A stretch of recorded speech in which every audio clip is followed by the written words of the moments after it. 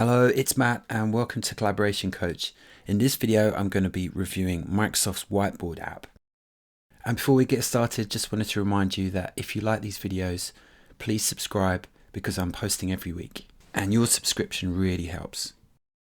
So what is Microsoft Whiteboard? Well, Microsoft calls it a free-form digital canvas, and it comes in an app for iOS and Windows 10, and there is a preview for using it in the browser as well. But unfortunately right now there's no app for Android. You can record your ideas in the app and you can share them with other people. And there's some cool features that allow you to do that really easily. So I've been using it for a while now, and so I thought I'd do a review to show you what it can do. So when you start using Whiteboard for the first time, you'll be asked to log in. So you've got a choice of work and school accounts or personal accounts. Work and school account is your Office 365 account, and personal account is other Microsoft properties like Xbox, Outlook and Hotmail, but it has to be a Microsoft user account. So I'm going to choose work or school account, and it's going to ask me to sign in, and I'm going to sign in with my Office 365 login.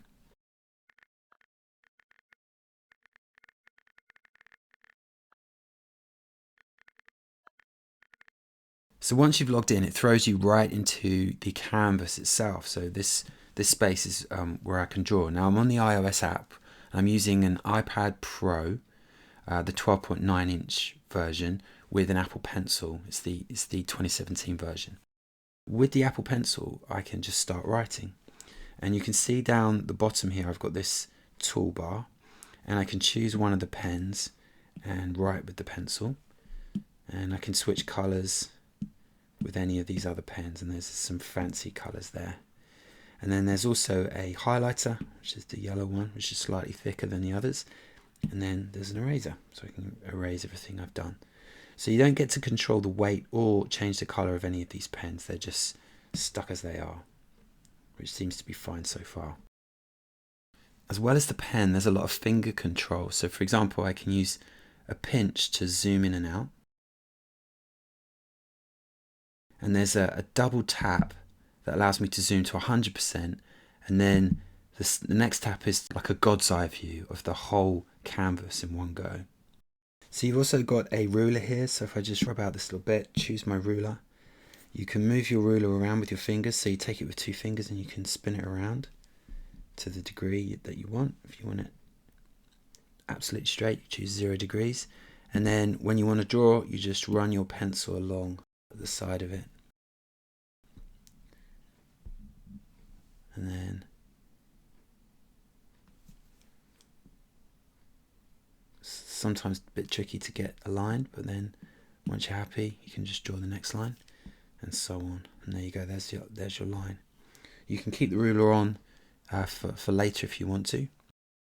Another cool feature is this lasso feature. If I just remove the ruler there, I can take an object and I can run my pen around it so it's selected, and you'll see this little dot in the bottom right hand corner here.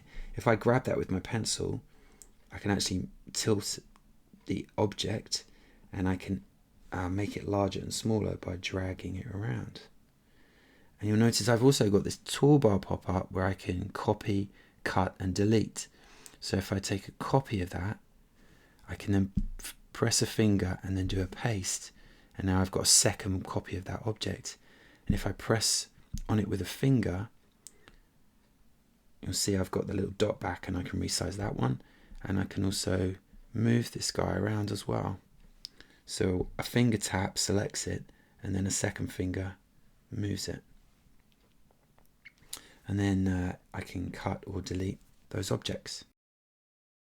Another cool feature that isn't switched on by default is ink to shape. So if we go up to the top right hand corner here, the settings wheel, you can see we've got the ink to shape and the ink to table. So I'm going to switch on ink to shape and show you what that does.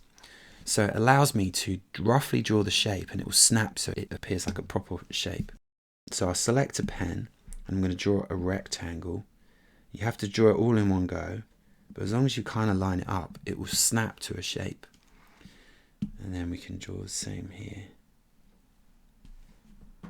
See, so you can start to build your shapes out. And as long as you get it all in one go and it roughly links up to the first line you drew, normally snaps for you. It will also support circles and ovals and then triangles. Now let me show you ink to table, and I love this. So I'm just going to move those images over there. I'm going to come up to the settings wheel and toggle on ink to table. So what ink to table allows you to do is draw a square or rectangle that turns into a table. So I'll choose a pen. Let's choose a red this time. I'm going to draw a nice big rectangle which snaps. Then I'm going to draw some lines through it, and look, it's turned it into a table for me. Now you can see I've got these plus minus options at the top here. So if I go plus, it's going to add another row, and if I go plus here at the columns, it's going to add another column. Now I can write in these cells, and it will enlarge them based on the size of my text. So if I write really large letters, it's going to actually extend the size of the cells and rows to accommodate them. One cool thing about this is that there doesn't seem to be any size restrictions on the canvas, so you can just keep going, which is one way it really beats a physical whiteboard, because you often run out of space and you have to wipe over and start again. But with this one you don't need to. Anytime you want to zoom, you just do a double press and it will show you the whole canvas, so you can move around it and zoom in to the bits you're interested in at the time. Now you can also add objects from outside of Whiteboard too.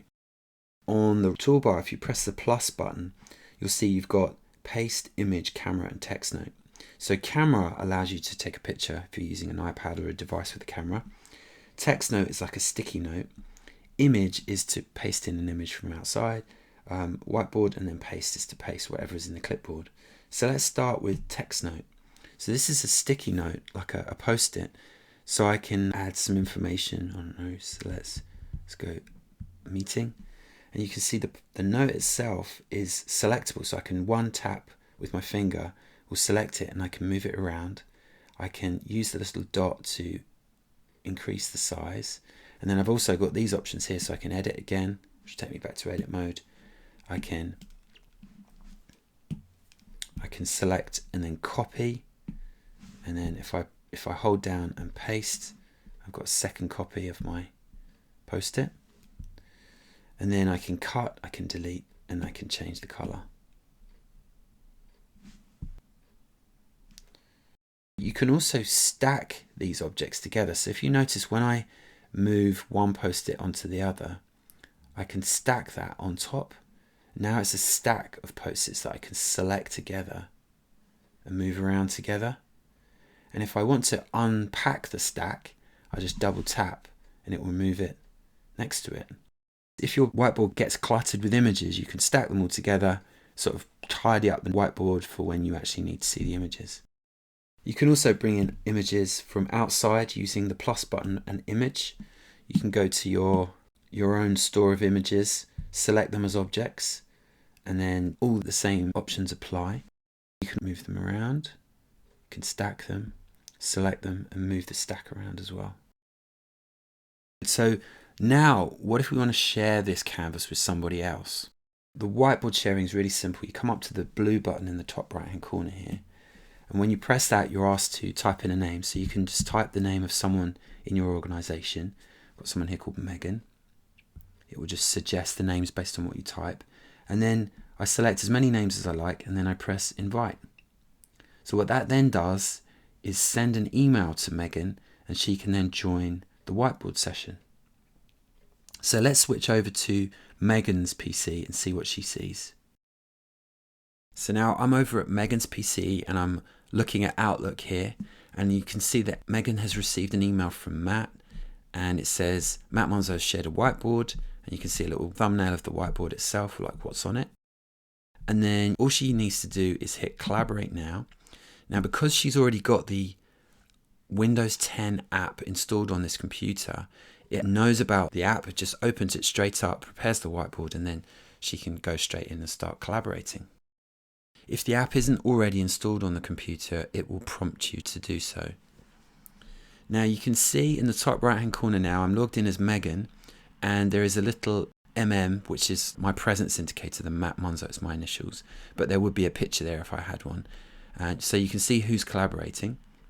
Now, Megan here is on a device that doesn't have a pen, but it still allows her to use the mouse to use the toolbar. So she can choose a pen there and make marks as best she can with the mouse. You can also toggle pen mode on and off. So Megan can move from just using a pen to actually adding in things like post-it notes. So she can add notes, she can move them around with her mouse, she can select them and resize them just like you could on the iPad. You can use the mouse trackpad to zoom in and out of the canvas. There you go, and you use a click to move the canvas around. And she can also add images. She can also do a Bing image. So this is basically searching Bing for images. So if you're interested in something like a fox, it would go and find images of foxes. So this might be really useful if you're brainstorming a project. So I switched back to the iPad now because I just want to show you what the experience is like when you are sharing with someone else. So while Megan is working on the whiteboard, she can add things in. They're going to show up on all the other participants' whiteboards, and you can see the little presence indication to show who did the work. And once something's been placed by someone else, obviously I can then move it around and that will be immediately updated, and Megan will see the same thing on her side.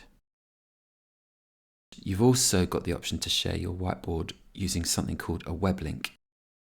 So if you come up to the invite button, you see you've got this more options, and you see you've got web link sharing off. So by default, web link sharing is just off. But if you switch it on by toggling that button, it's going to create the link that you can then paste and share in an email or a chat window or whatever you like.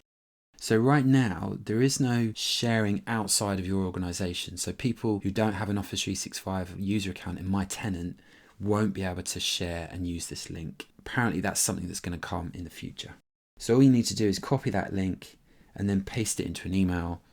Someone in your organization just click on it and share the link. So this could be really cool if you want to share your whiteboard with lots of people and you don't want to have to go through the task of sort of typing everybody's name in. It just allows lots of people to join at the same time. The last thing I wanted to show you on this page is the export. So you've got the ability to export the image. You no longer need to take a picture of the physical whiteboard and then email that around to everybody. You can just export the image, which will give you the normal iOS sharing dialog, and then you can send that to your either an email app, or you can save it to files, copy it, save it as an image, and then distribute it as you like. So this is useful for people who perhaps don't have the Whiteboard app and just need to get visibility of what was discussed and decided. Okay, so lastly, let's go and use this back button in the top left-hand corner, which will take us to our management page. So you can see these are all my whiteboards here, these white rectangles, and I've got an ellipsis on each one where I can invite new people, I can export the image, and I can delete the canvas. I can also add a title if I want to. You can see at a glance, which is illustrated by these little blue blobs here in the top right hand corner, that these canvases have been shared with other people. And then finally, when I want to, I can create new whiteboards where I can start again with a nice new page. Alright, so that is my review of Microsoft Whiteboard. I hope it helps. If there's anything I didn't cover, anything you want to know more about, then let me know in the comments. And remember, if you like this video, to hit subscribe, and thanks for watching.